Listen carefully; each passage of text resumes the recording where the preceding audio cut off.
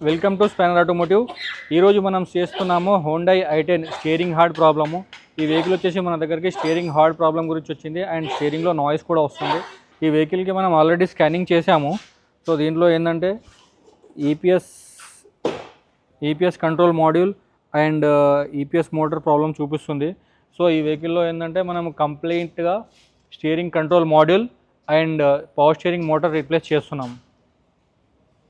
So వీడియోలో end వరకు తప్పక చూడండి. స్పానర్ ఆటోమోటివ్ ఛానల్ని లైక్, షేర్, సబ్స్క్రైబ్ చేయండి.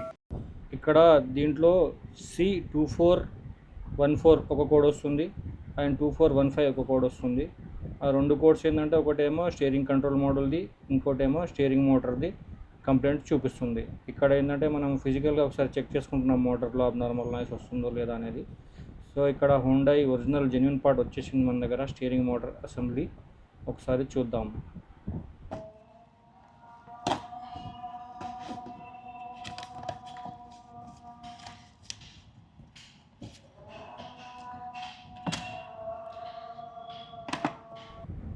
ఇది వచ్చేసి న్యూ మోటారు. ఒకసారి పార్ట్ నెంబర్ కూడా జాగ్రత్త చూసుకోవాలి. దీంట్లో ఏంటంటే ఆల్మోస్ట్ సేమ్ ఉంటాయి మోటార్స్ చూడడానికి, కానీ కప్లర్ మ్యాచ్ అవ్వదు. ఆ కప్లర్ మ్యాచింగ్, కప్లర్ కలర్ కంపల్సరీగా చెక్ చేసుకోవాలి మోటార్ వేసే ముందు.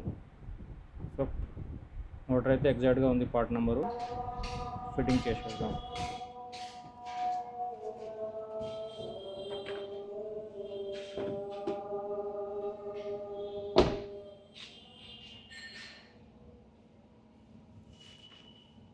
ऐसा बता दो कारण बता दो।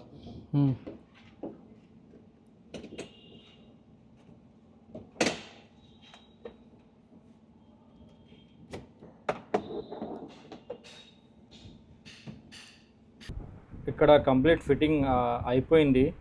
ఒకసారి ట్రయల్కి వెళ్తున్నాము. ట్రయల్కి వెళ్ళిన తర్వాత ఎలా ఉంది స్టీరింగ్ అనేది చూద్దాం. ఒకసారి మొత్తం ఫిట్ చేసేసారు. ట్రయల్కి వెళ్ళాలి. ట్రయల్కి వెళ్ళిన తర్వాత మిగతా ఫిట్టింగ్ కంప్లీట్ చేద్దాం. ठीक है, चलो आ जाओ.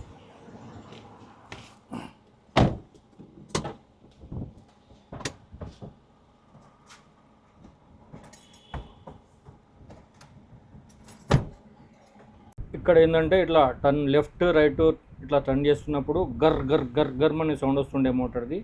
అండ్ స్టీరింగ్ కూడా హార్డ్ ఉండే, అందుకే ఇది steering control module and motor change చేసినాం. Problem solve.